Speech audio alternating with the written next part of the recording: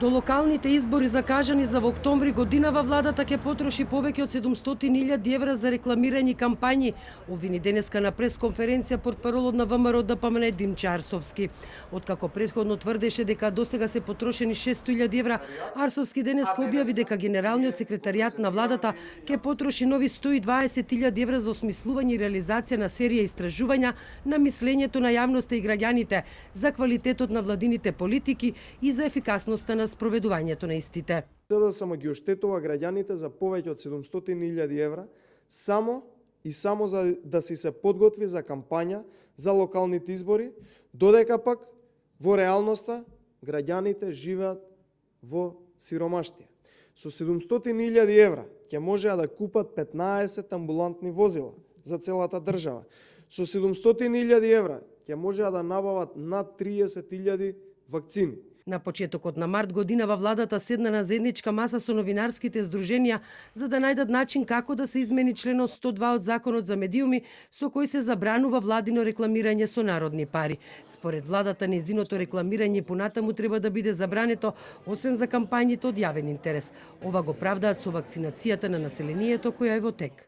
Сдруженијето на новинари на Македонија, Советот за етика во медиумите и Синдикатот на медиумските работници како партнерски организации се против финансирање на медиумските кампањи на владата. Но Македонската асоциација на медиуми, во која членуваат 5 национални телевизии, нема ништо против владината идеја за менување на членот 102 од Законот за медиуми.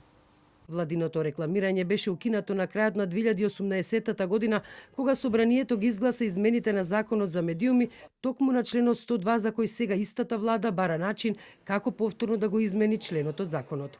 Дејан Георгиевски од Центарот за развој на медиуми вели дека доколку би се плаќале кампањите за владините политики, ќе мора да се утврдат строги критериуми како ќе се прави тоа. Треба листа кој ще се определува еднаш годишно, како што сега се дефинирана листа на настани од јавен интерес, така би се дефинирала и листа на такви прашања. Ќе мора да се направат соодветни истражувања пред да се тргне во кампањата, за да се види преку кои медиуми би идело најдобро, би се стигнало до саканата и потребната публика. Трета работа е што јас би сакал да ја видам во таков еден случај